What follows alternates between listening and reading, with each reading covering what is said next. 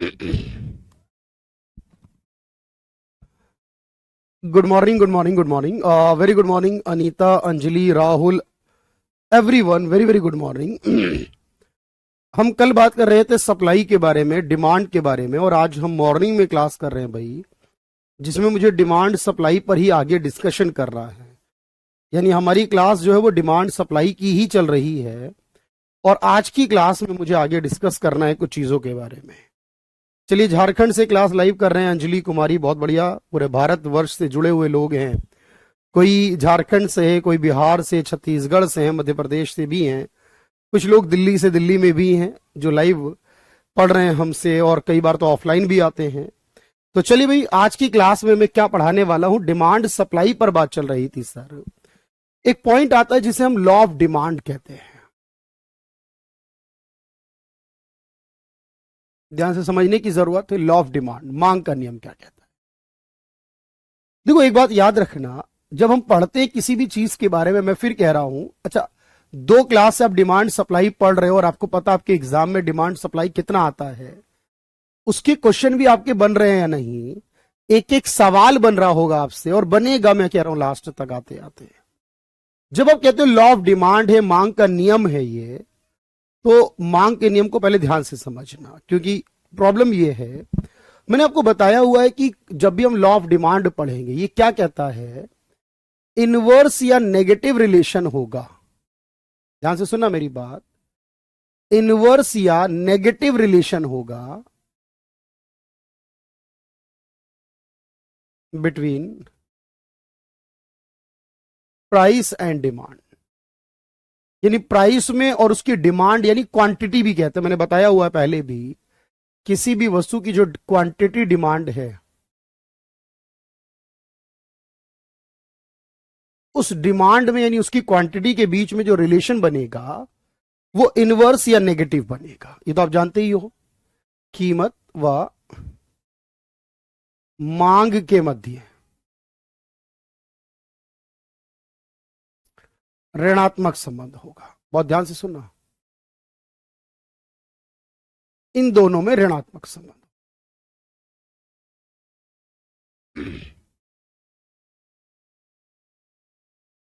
बोलो हाँ। पहली स्लाइड की पहली लाइन है। अब ध्यान से ये समझने की जरूरत है, यहां हो क्या डिफरेंस है। देखो, जब हम मांग का नियम पढ़ते हैं तो ये बात ध्यान रखनी है, हम एज्यूम करते हैं एक टर्म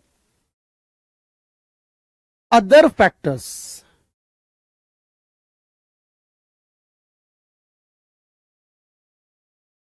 आर कांस्टेंट। बहुत ध्यान से सुनना है, जितने भी फैक्टर्स हैं उन सबको आप कांस्टेंट मान लेते हो। मान लिया जाता है कि जितने भी फैक्टर हैं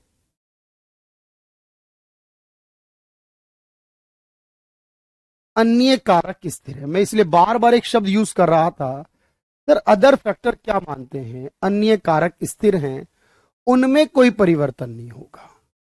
यानी जब मांग का नियम हम पढ़ रहे होते हैं ना, उस समय हम ये मान लेते हैं कीमत के अलावा कुछ नहीं बदलेगा। अगर कीमत के अलावा कुछ और बदल रहा है तो फिर डिफाइन नहीं कर पाएंगे हम कि किसकी वजह से इंपैक्ट पड़ा है। इसका मतलब है अदर फैक्टर मींस, यहां मैं लिख देता हूं फिर भी समझाने के लिए, आपको समझ में आ जाए बात। अदर फैक्टर का मतलब है all factors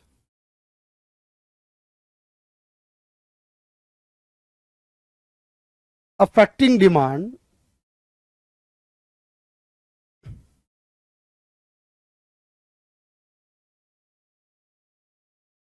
accept price of product. मैं बताया हुआ है पहले भी, वैसे दोबारा लिखवा दिया। यानी यहां अदर फैक्टर का मतलब क्या है, कीमत को छोड़कर। अदर फैक्टर का अर्थ क्या है, कीमत को छोड़कर कोई भी चीज में बदलाव नहीं होना चाहिए। अन्य कारक का अर्थ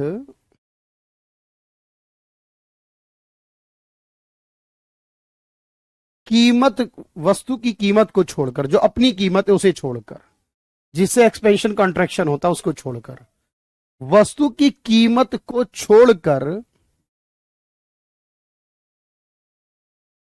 मांग को प्रभावित करने वाले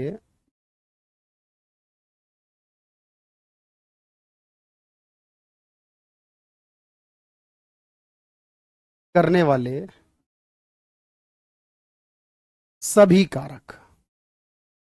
बस कीमत को नहीं रखना, उसके अलावा, क्योंकि कीमत में तो बदलाव होगा, कीमत चेंज होगी, उसके अलावा कुछ चेंज नहीं होना चाहिए। लॉ ऑफ डिमांड जब हम पढ़ेंगे, ठीक है।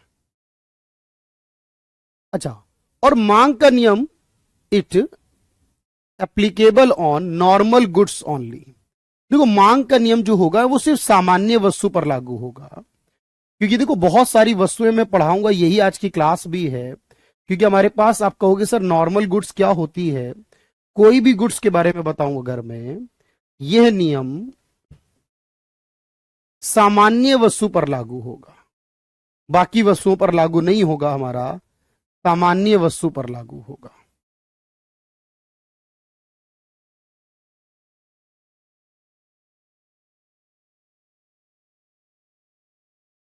पहले आप इसे नोट कर लीजिए, प्रैक्टिस ही आपको परफेक्ट बनाएगी, मुझे जानता हूं। पहले आप इसे नोट कर लीजिए।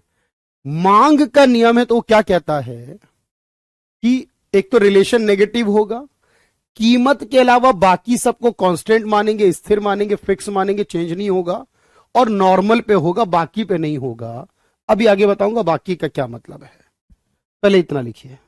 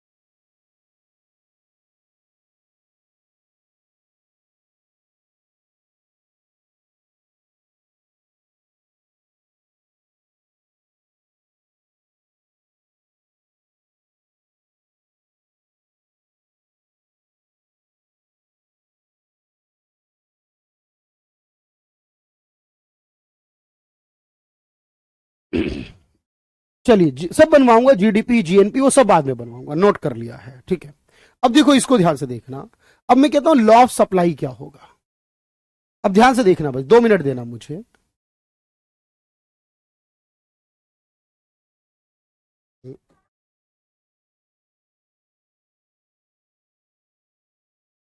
अब ध्यान से रुकना भाई।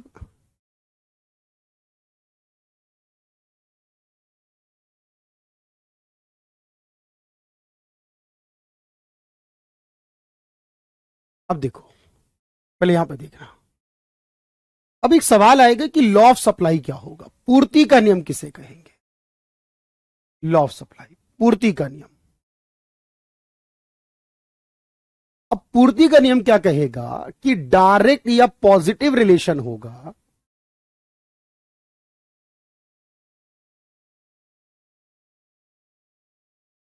प्राइस और सप्लाई में, सब करवाऊंगा भाई, प्राइस और सप्लाई में डायरेक्ट या पॉजिटिव होगा, यानी कीमत और पूर्ति में कैसा संबंध होगा, में धनात्मक या प्रत्यक्ष संबंध होगा।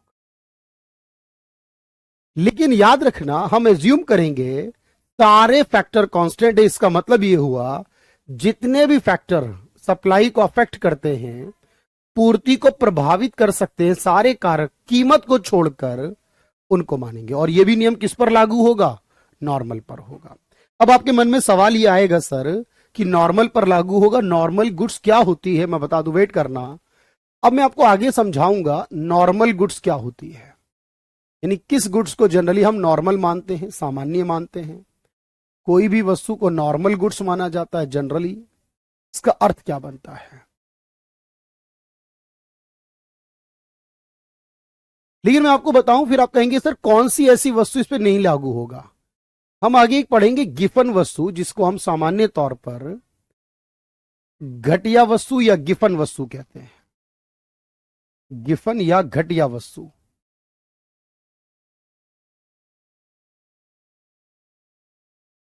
इसी में हम एक बात और पढ़ेंगे, एक आता इंफीरियर गुड्स, जिसके हम हिंदी में सामान्यता कई बार घटिया ही इस्तेमाल किया जाता है, इसलिए इंग्लिश पढ़ना जरूरी है। इसे निष्कृत, निष्कृत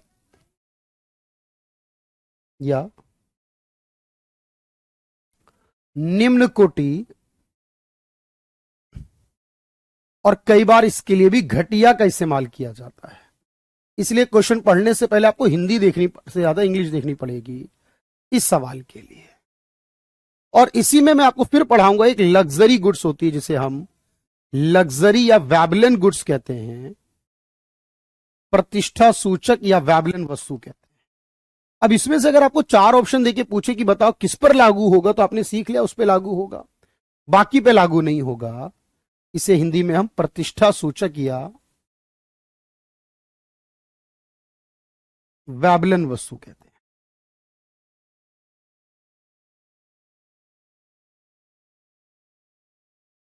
मैं एक एक करके आपको बात समझाऊंगा। देखो, उससे पहले आप इसको नोट कर लो एक बार, अनूप एक बार आप इसे नोट कर लो। लॉ ऑफ सप्लाई क्या कह रहा है, नॉर्मल पे ही लागू होगा, पूर्ति के नियम में सारी चीजें फैक्टर कांस्टेंट मानेंगे, पूर्ति के अलावा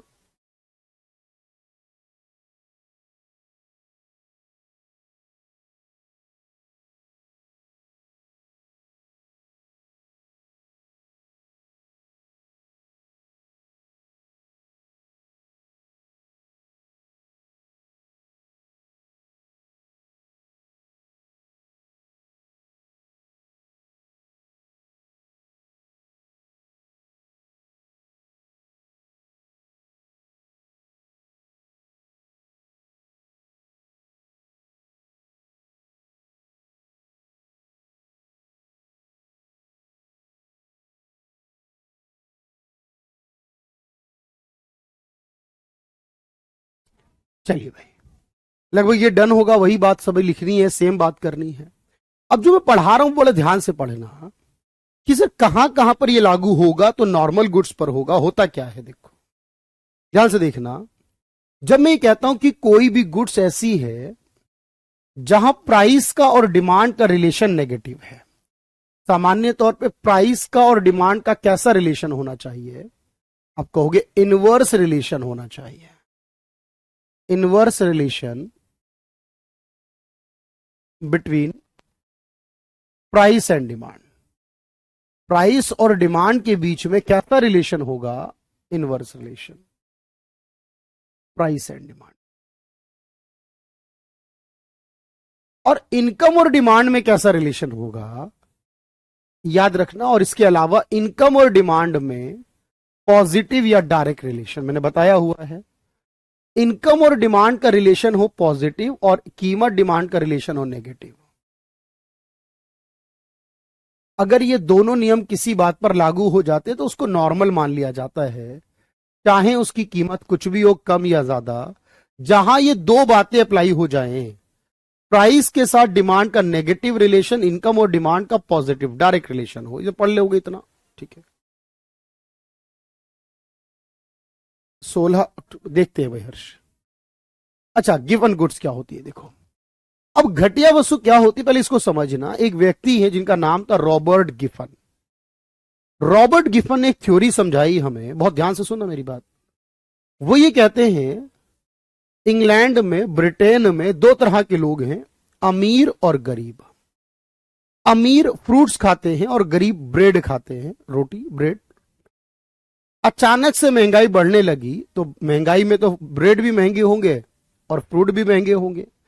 शुरू में तो ये देखा गया कि जो गरीब है वो कम ब्रेड खा पा रहे थे महंगे होने की वजह से, और जो अमीर है वो कम फ्रूट खा पा रहे थे महंगे होने की वजह से। यानी महंगाई बढ़ रही थी तो ब्रेड की डिमांड कम हो रही थी और फ्रूट की डिमांड कम हो रही थी, महंगाई बढ़ रही थी।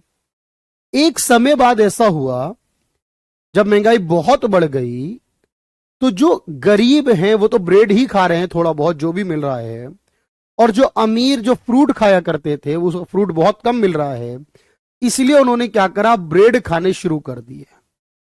जब ब्रेड सस्ते थे तब अमीर नहीं खाते थे क्योंकि वो फ्रूट्स में पेट भर जाया करता था। अब ब्रेड महंगे हैं तो अब अमीर भी ब्रेड खा रहा है क्योंकि उसको पता फ्रूट और ज्यादा महंगे हो चुके हैं। जब बहुत ज्यादा महंगाई बढ़ गई ब्रिटेन में तो हुआ ये कि ब्रेड के रेट बढ़ रहे थे, महंगाई बढ़ रही थी, लेकिन ब्रेड की डिमांड बढ़ गई क्योंकि अमीर लोगों ने भी ब्रेड खाना शुरू कर दिया। अब इसी बात को रॉबर्ट गिफन ने अपनी थ्योरी में समझाया कि जब कोई वस्तु जिसकी कीमत के बढ़ने पे मांग बढ़ जाए और कीमत के घटने से मांग घट जाए, उसी को हम गिफन मान लेते हैं। यानी गिफन वस्तुएं सामान्य तौर पे वो वस्तुएं होती हैं जिनके अंदर पॉजिटिव रिलेशन हो जाता है प्राइस और डिमांड में। प्राइस और डिमांड में पॉजिटिव रिलेशन हो जाता है, बात को समझना। प्राइस और डिमांड में पॉजिटिव हो जाता है। आप कहेंगे ठीक है पॉजिटिव हो जाएगा। अब जब ये पॉजिटिव रिलेशन बन जाएगा इसका अर्थ क्या बन रहा है वो भी समझ लो। इसका अर्थ ये बन रहा है सर कि अगर प्राइस बढ़ रहा है इसका तो इसकी डिमांड भी बढ़ रही है,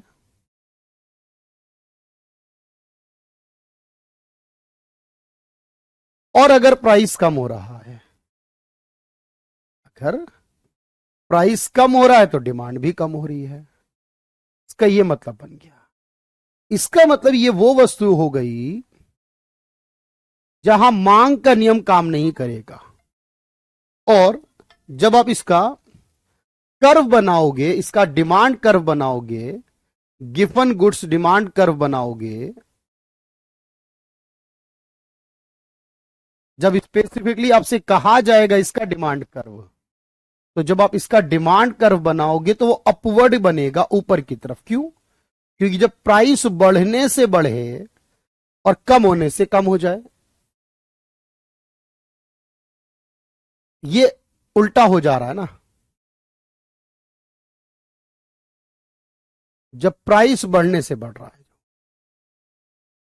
इसलिए याद रखना कि जब ये सवाल बन रहा है आपका,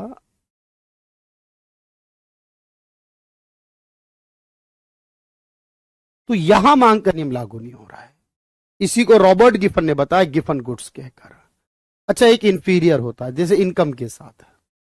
अब इनकम में क्या होता है कि इनकम बढ़े तो डिमांड बढ़नी चाहिए सामान्यता। भाई कमेंट करो पहले तो, भाई बात समझ में आ भी रही है या नहीं, पहले उसका कमेंट करो मुझे कि भाई मैं जो बता रहा हूं वो बात क्लियर हुई या नहीं आपको, एक कमेंट करके बताओ। तो इंफीरियर में क्या होगा देखो कि जब आप ये कहोगे कि सर मान लीजिए इनकम बढ़ रही है, अमूमन इनकम बढ़ती है तो डिमांड बढ़नी चाहिए, लेकिन कभी कभी ऐसा होता है कि इनकम बढ़ जाने पे डिमांड कम हो जाती है। जब हम कोई सामान, हम गरीब हैं, बहुत कम पैसा, हम कोई सामान खरीद रहे हैं और हमारी इनकम बढ़ रही है तो हम उसकी डिमांड बढ़ाते हैं शुरू में, लेकिन जब बहुत अच्छा कमाने लगते हैं तो अब उन चीजों को छोड़ देते हैं खरीदना, क्योंकि हमें लगता है ये तो घटिया वस्तु है सर, इसको तो नहीं खरीदेंगे। भाई एक एग्जांपल ले रहा हूं मैं, आपके पास 20 रुपए हैं और आपको 1 किलो चावल लेना है फॉर एग्जांपल, 20 रुपए में कम से कम 1 किलो चावल लेना है। आप दुकान पर गए, रेट पता करें, ये 20 रुपए किलो चावल है, 50 रुपए किलो चावल है, आप क्या करोगे? 20 वाला 1 किलो लोगे। मैं कहता हूं आपकी कमाई बढ़ के 30 रुपए हो जाए, 20 रुपए वाला 1.5 किलो लोगे। 40 रुपए इनकम हो जाए, 20 रुपए वाला 2 किलो लोगे। इनकम बढ़ के 50 रुपए हो जाए, आप 20 रुपए वाला 2.5 किलो नहीं लोगे। आप कहोगे सर अब 50 वाला 1 किलो लेंगे, हम 20 वाला नहीं लेंगे। अब 20 वाले, क्योंकि हम 50 रुपए जब कमाने लगे, 50 वाला खरीद सकते हैं अब हम, तो 20 वाले नहीं लेंगे। हमें लगता है तो गरीब खाते हैं, घटिया चावल होते हैं। भाई जब गरीब थे हम तो खा रहे, तब नहीं है तो फिर नहीं खाएंगे उससे। कुमारी समझो गिपन में क्या कहा, जब स्थिति ऐसी बन जाए कि कीमत बढ़ने पे डिमांड बढ़ने लगे। जैसे मैंने कहा ब्रेड बहुत महंगे हो गए थे, अब ब्रेड महंगे हो रहे थे और बाकी चीजें भी महंगी हो रही थी। ब्रेड 10 का आता था, 20 का हो गया। फ्रूट 100 रुपए के आते थे। मेरी भाई दोबारा समझो, मैंने क्या कहा। मैंने कहा ब्रेड मिलते हैं और फ्रूट मिलते हैं। ब्रेड है 100 रुपए, 10 रुपए का, और फ्रूट है 100 रुपए के। अब अमीर खा रहा है। जब ब्रेड के रेट बढ़ रहे हैं, फ्रूट के रेट बढ़ रहे हैं, कोई फर्क नहीं अमीर को, वो फ्रूट्स खा रहा है, फ्रूट्स थोड़ा कम खरीद रहा है और कम। अब इतना कम हो गया कि पेट भरना बंद हो गया। अब फ्रूट जो 100 का था वो 200 पहुंच गया, तो उसने कहा भाई ये तो बहुत महंगा, अब नहीं खरीद सकता, अब मैं ब्रेड खरीद लेता हूं, ब्रेड खा के पेट भर लेता हूं, क्योंकि वो तो जरूरी मैंडेटरी है। अब उसने 10 रुपए का जब ब्रेड था तो नहीं खरीदता था, 20 वाला है तो खरीद रहा है सर, कि वो 20 का जरूर है पर 200 से तो सस्ता ही है ना, 200 से तो सस्ता ही है। तो अब क्या हुआ, ब्रेड के रेट बढ़ गए लेकिन ब्रेड की डिमांड भी बढ़ गई। क्यों? गरीब तो खा ही रहा, अमीर भी खाने लगा। इसे कहते हैं गिफन। यानी जब इसका ग्राफ बनाओगे, इसका कर्व बनाओगे, तो इस प्रकार का बनेगा। ठीक। तो इंफीरियर क्या है, जब मैं कहूं इनकम बढ़े और डिमांड कम हो जाए। बोलो ऐसा होता है या नहीं, कि सर पहले तो हम वही चीज यूज करते थे लेकिन आजकल नहीं करते, क्योंकि अब हमारे पास थोड़ा ज्यादा पैसा है। ये बस उल्टा हो रहा है, ध्यान से देखो।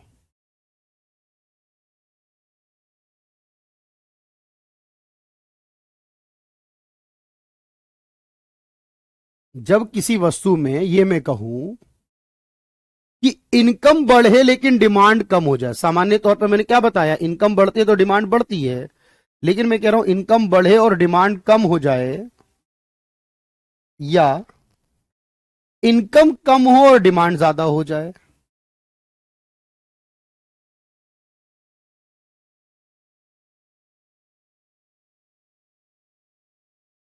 मतलब उल्टा चलने लगे। कितनी स्लाइड हो गई? शायद 2 हो गई होंगी आज की, 3 हो गई, तीसरी है धर्मेश, तीसरी है भाई आज की। अच्छा, लग्जरी गुड जो दिखावे की चीजें हैं, जितने रेट बढ़ते हैं उतनी खरीदी जाती है, क्योंकि तभी तो पता चलता है ना हमारे पास पैसा, हम अमीर है, क्वालिटी स्टेटस है।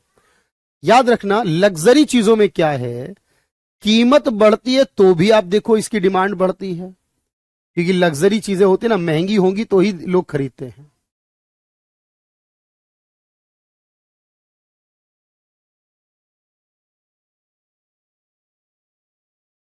और जब इंसान की इनकम बढ़ती है तो भी वो लग्जरी चीजें खरीदता है, क्योंकि भाई एक इंसान जितना खर्च करता है खाने पीने पर वो तो एक लिमिटेड होता है, उसके अलावा जितनी इंसान की कमाई बनती है, बढ़ती है, वो सब कमाई कहाँ जाती है? तो आप कहोगे जितनी उसकी इनकम बढ़ती है उतनी ही वो उसकी लग्जरी आइटम खरीदता है। सादा कमाने लगेगा, आईफोन खरीद लेगा। भाई ये खर्चा तो एक्स्ट्रा का ही है ना। ज्यादा कमाई करेगा, गाड़ियां खरीदेगा, एक है फिर भी दूसरी खरीद लेगा गाड़ी, घर को रेनोवेट कराएगा, अच्छा करेगा, लगेगा ये नहीं तो ये सही हो जाएगा। यानी याद रखना एक एक बात, कोई भी वस्तु के बारे में उसका संबंध क्या है वो देखना है। कहीं प्राइस के साथ संबंध है, कहीं इनकम के साथ संबंध है, तो ये संबंध बताएंगे कि वो क्या होने वाला है। इसको नोट करना। मैं कह रहा हूं प्रैक्टिस आपको परफेक्ट बनाएगी, कमी नहीं होने दूंगा आपके कंटेंट में। समझ में आएगा तो भी ठीक है, नहीं आएगा तो भी ठीक है, हमें फर्क नहीं पड़ता, क्योंकि एक बार पढ़ोगे तो आ जाएगा समझ में, छोड़ना नहीं बस, छोड़ना नहीं ये सोच के कि आएगा नहीं, जरूर आएगा भाई।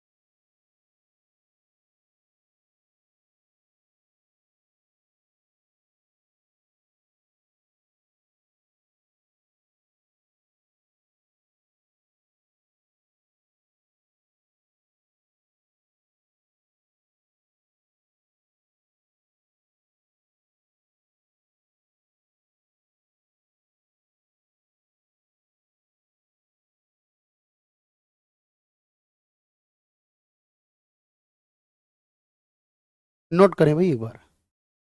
आ, उसका देखना पड़ेगा मुझे एक बार, उमेश।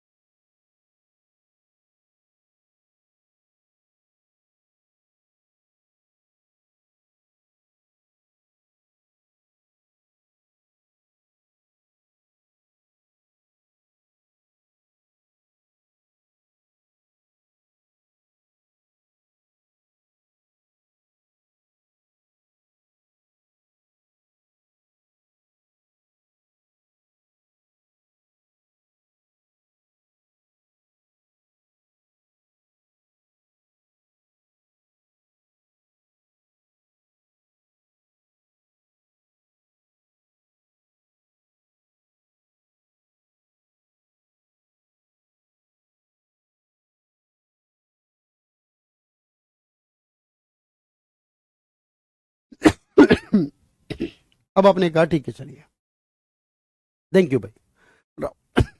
अब एक बात सोचिएगा। अब आपने कहा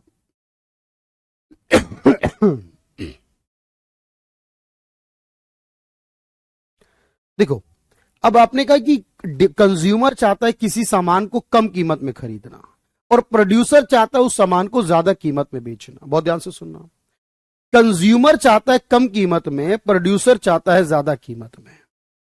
अब सवाल यह आता है कि वो उस चीज को कम कीमत में बेचा जाएगा या ज्यादा कीमत में बेचा जाएगा, क्योंकि एक चाहता है कि कीमत कम हो जाए और एक चाहता है कीमत ज्यादा हो जाए। आप मुझे बताओ कि आप कोई सामान खरीदने गए दुकान पर, उसने बताई आपको कीमत 100 रुपए, लेकिन आप कह रहे हो नहीं हम तो इसके देंगे 50 रुपए। वो कह रहा है 100 रुपए और आप कह रहे हो 50 रुपए, तो फिर कैसे डिसाइड होगा? तो एक ऐसा पॉइंट होगा जहां दोनों राजी होंगे, एक ऐसा पॉइंट निकलेगा जहां दोनों ये सोचेंगे कि ठीक है हम इसमें खरीद लेते हैं, बेच लेते हैं, दोनों राजी हो जाएंगे। अब जिस पॉइंट पर दोनों राजी होंगे, जिस पॉइंट पर दोनों एग्री हो जाएंगे,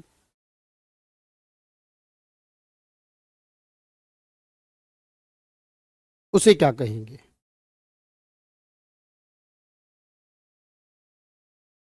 तो आप कहोगे सर उसे कंज्यूमर इक्विलिब्रियम, जहां डिमांड सप्लाई बराबर होंगे, यानी वो पॉइंट जहां पर डिमांड और सप्लाई बराबर होंगे, डिमांड की लाइन सप्लाई की लाइन को कट करेगी, जहां पर एक सिंगल प्राइस आ जाएगा, यानी जहां जिस कीमत पर हमारी यूटिलिटी जो हम दे रहे हैं वो और जो मिल रही है वो बराबर होगी, उस पॉइंट को बोलेंगे इक्विलिब्रियम। जैसे मान लीजिए मैंने कहा 100 और 50 रुपए, अब आप कहेगा जी थोड़ा बढ़ा लीजिए, कुछ कम करेगा, 75 रुपीज पे दोनों में डील हो गई कि ठीक है 75 रुपए में बेचने के लिए तैयार, आप खरीदने के तैयार हो गए, तो उसे बोलेंगे संतुलन पॉइंट। जहां डिमांड सप्लाई बराबर हो या प्राइस और मार्जिनल यूटिलिटी बराबर हो, इस तरह भी निकालते हैं, उसे इक्विलिब्रियम कहा जाता है। इसको नोट करेंगे।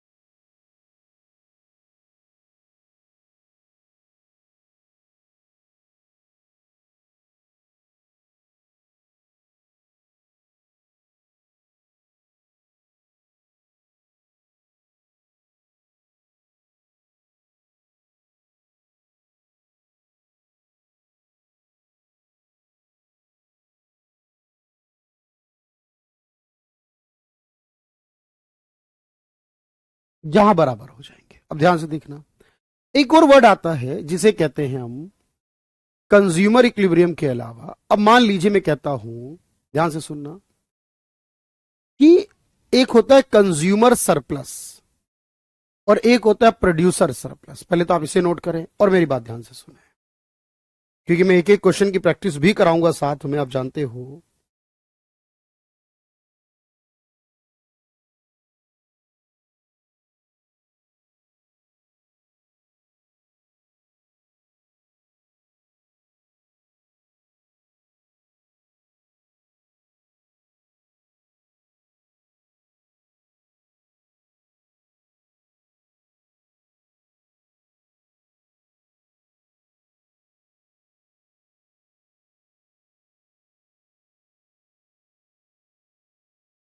देखो भाई, अब मैं एक बात कह रहा हूं, बहुत ध्यान से सुना।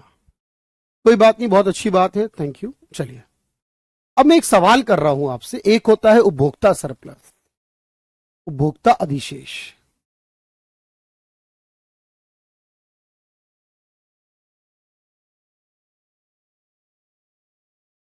एक होता है उत्पादक अधिशेष।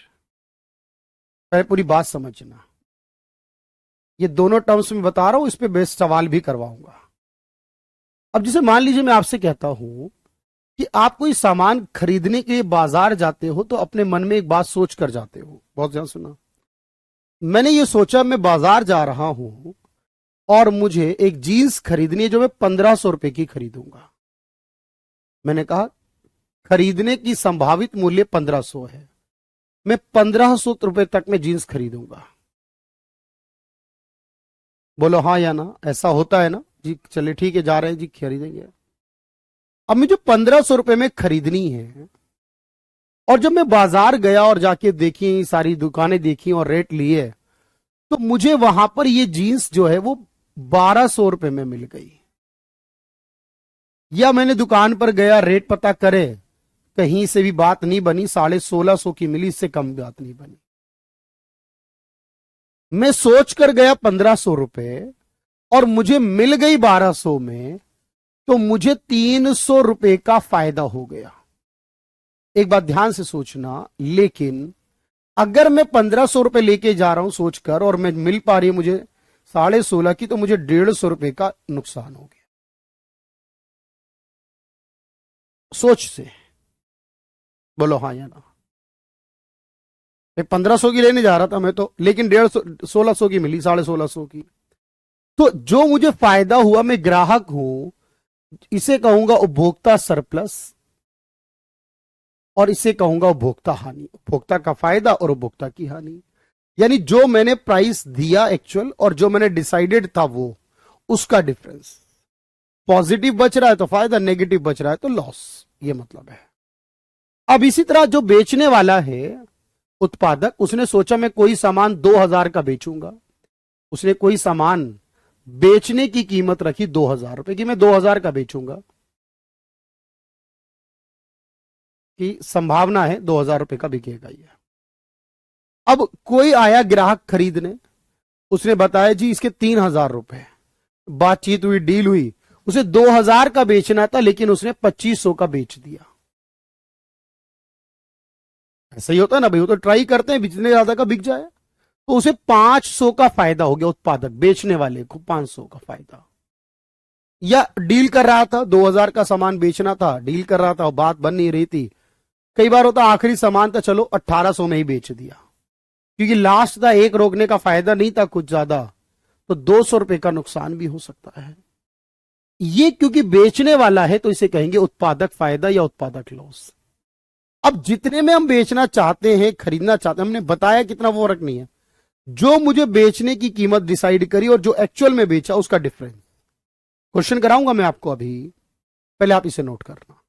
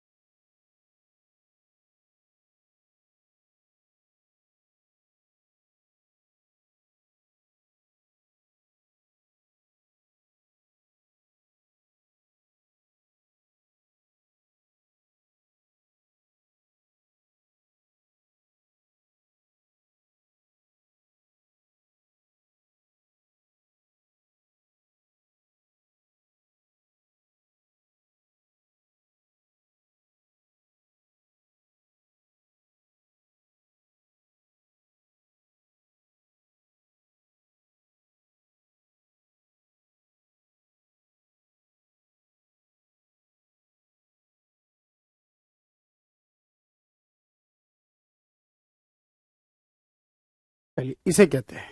अब मैं आपको कुछ क्वेश्चन भी कराता हूं, इससे पता चलेगा आपको कितनी बात समझ में।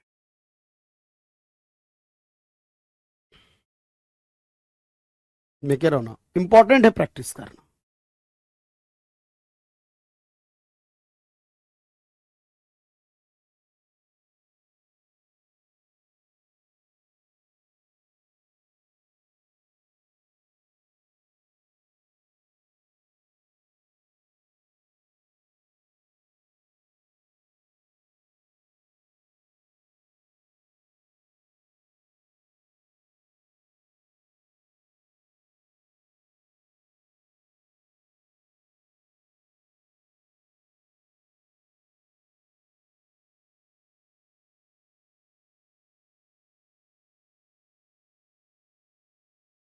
चलिए दोस्त, अब देखिएगा क्वेश्चन।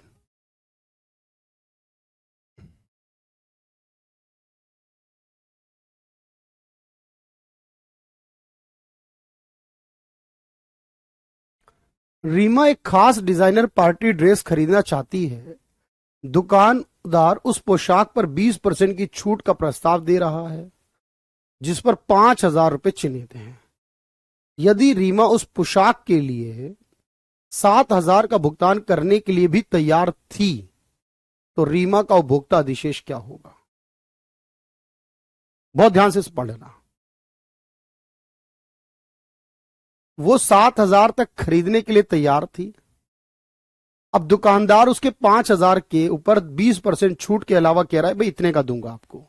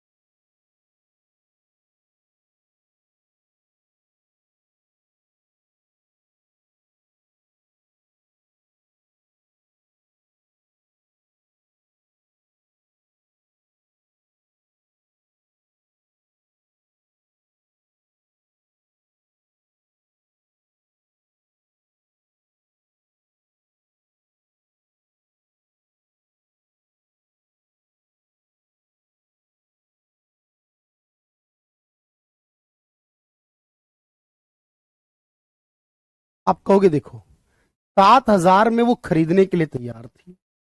अब जो मिला वो 5,000 का 20% छूट के है। यानी अब जो मिला उसे, वो मिला 4,000 में। उसकी ओरिजिनल कीमत कितनी है? वो 4,000 है। 5,000 पे 20%।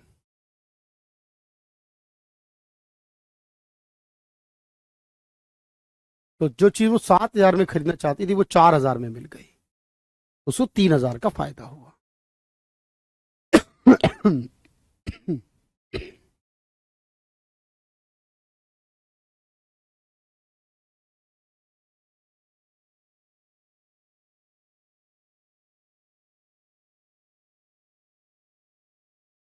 इरफान को काली कॉपी पसंद है।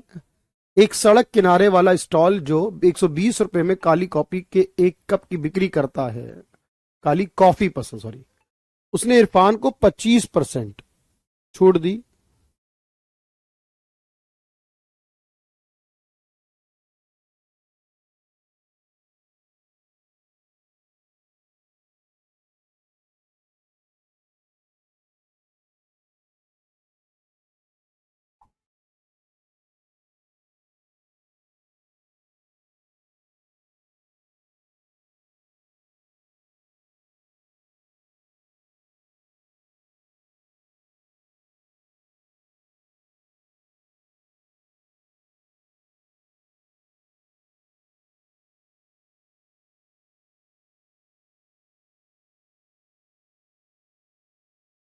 यानी 90 रुपए में दी, और उसके लिए वो 200 रुपए तैयार था करने के लिए, तो उसको 110 का फायदा हुआ।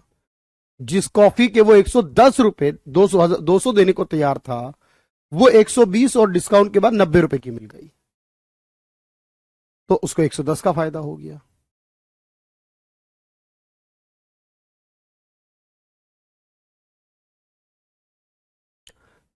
वह वस्तु जिसकी मांग कम हो जाती है जब आय बढ़ती है। बताओ, जिस वस्तु की मांग आय के बढ़ने पे कम हो जाए वो क्या होगी? जिस वस्तु की मांग आय के बढ़ने पे कम हो जाए वो क्या होगी?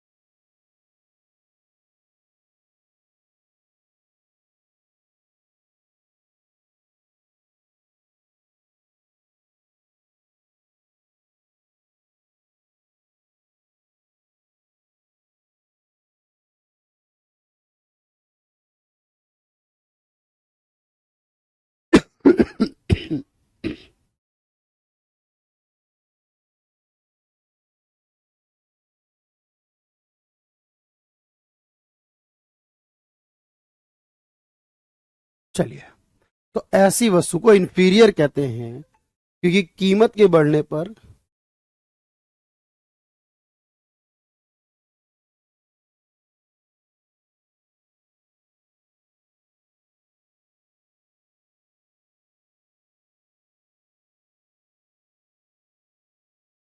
एक मिनट दीजिए।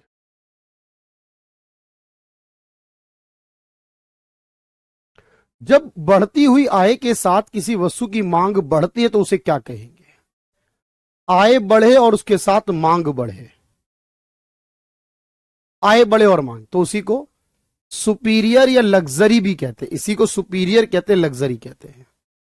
इसी को सुपीरियर कहते हैं, लग्जरी कहते हैं।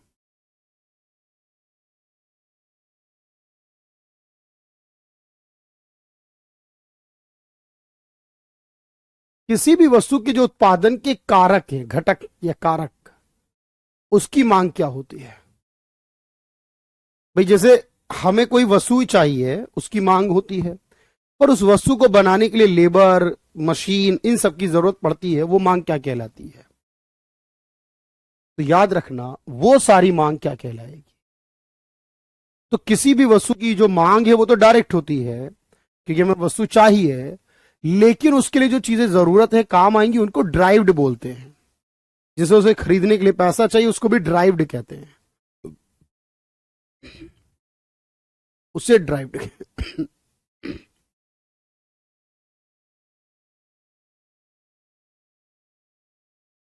संतुलन कीमत जब निकालते हैं इसका क्या मतलब है?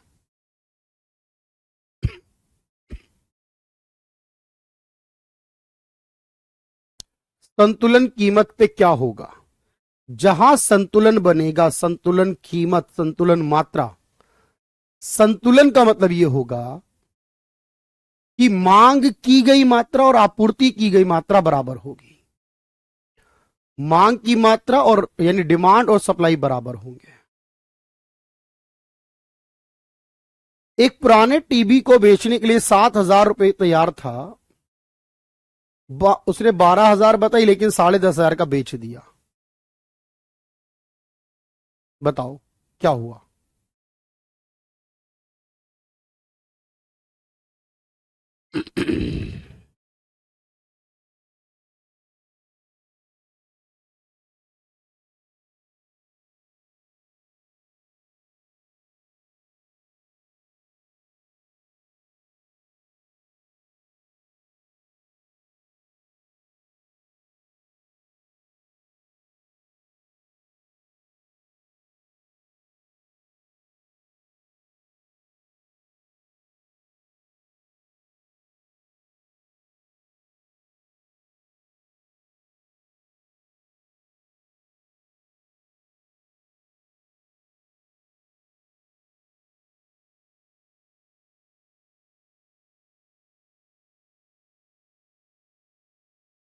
देखो भाई, 3,500 प्रोड्यूसर सरप्लस होगा, 3,500 कंज्यूमर नहीं होगा भाई, बेचने के लिए तैयार था। बेचने वाले की बात हो रही है, बेचने वाले के लिए बात हो रही है, प्रोड्यूसर की बात है, कंज्यूमर की नहीं है।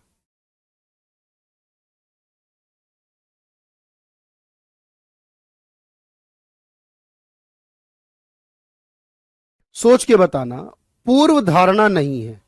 जब अब लॉ ऑफ डिमांड पढ़ा, उसकी एजम्पशन पढ़िए, क्या पढ़ा आपने एजम्पशन में, क्या माना आपने, और बताओ क्या एजम्पशन नहीं है। जब आप लॉ ऑफ डिमांड पढ़ते हैं, उसकी एजम्पशन पढ़ते हैं, इसका क्या मतलब है।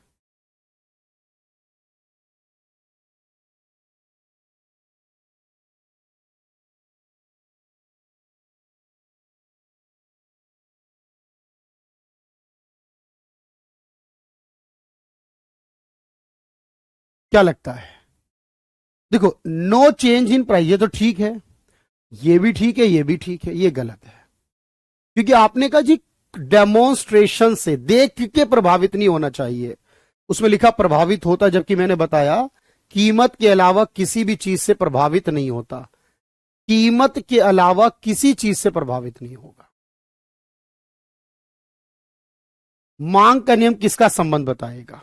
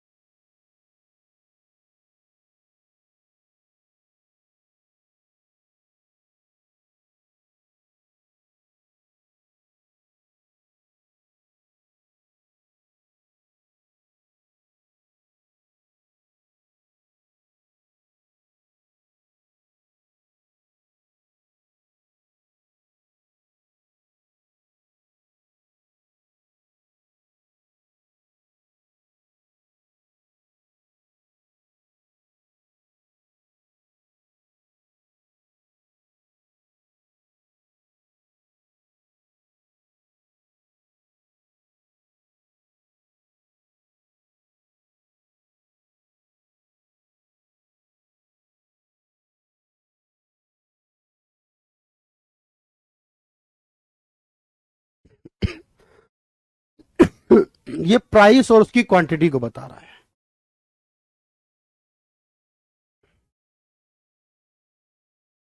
सप्लाई का क्या मतलब है बताओ, सप्लाई का मतलब क्या है।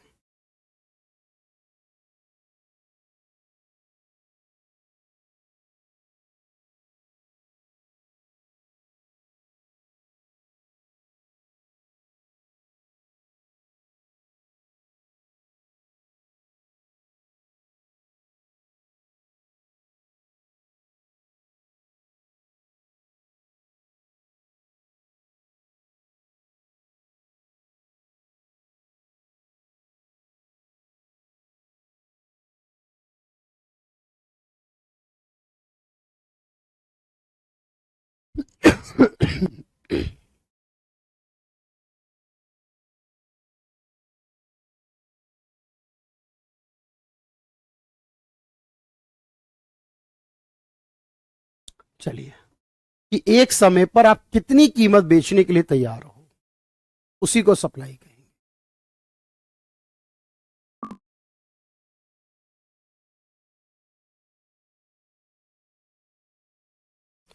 उपभोक्ता सरप्लस कैसे निकाला जाएगा।